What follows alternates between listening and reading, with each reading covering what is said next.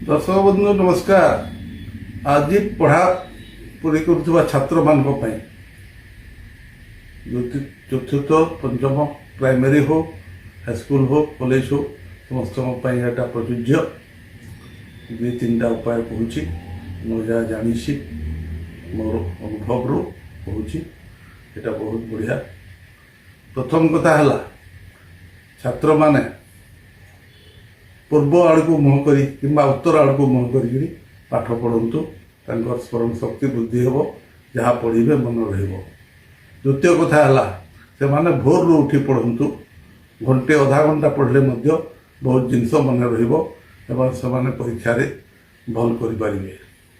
तृतीय कथा है सकाले पद्मासन रे किंबा सुखासन रे बसंतु आउ नहले चेयर रे बसले चलिबो।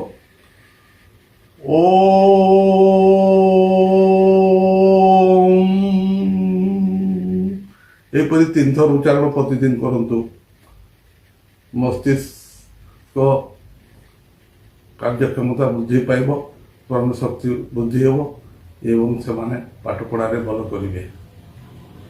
चतुर्थ कथा है से माने केशर जोटा मिलूची सेटा प्रयोग करें। केशर तो टिके दामिका जिनस 1 ग्राम को 300 टंका उपरे पड़ुची सेटा नहेले पिसा हल्दी जोटा मिलूची हल्दी गुंड कर निजे गुंड करेंगे और से गुंड हल्दी को मथारे प्रतिदिन लगेदेवे। छोट छुआ होते तार कंठरे लगेदेवे।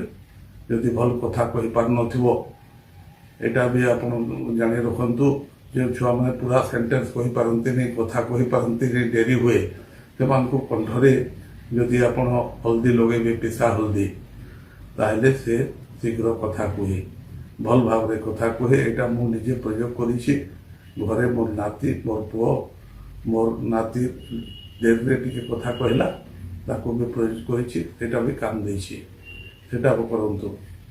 चतुर्थ कथा है प्रतिदिन छात्र माने जेते बेले पाठ पढ़िबे पाठ को लेखंतु किंबा आ गोटे छात्र सांगरे पढ़ुले ताको कहंतु जहाँ पढ़ी ताको कहि दियंतु थरे कहीदेले सेटा मन रहिबो। आपण अन्य लोक को कहले हबो किंबा लेखंतु सेटा को लिखिदेले मध्य भल रहिबो। या द्वारा आपण परीक्षा रे बढ़िया करि पारबे। एटा को समस्ते प्रयोग करंतु। आ गोटे कथा जदि परीक्षा दे जाउछंती छात्र माने गोटे जिनस आपण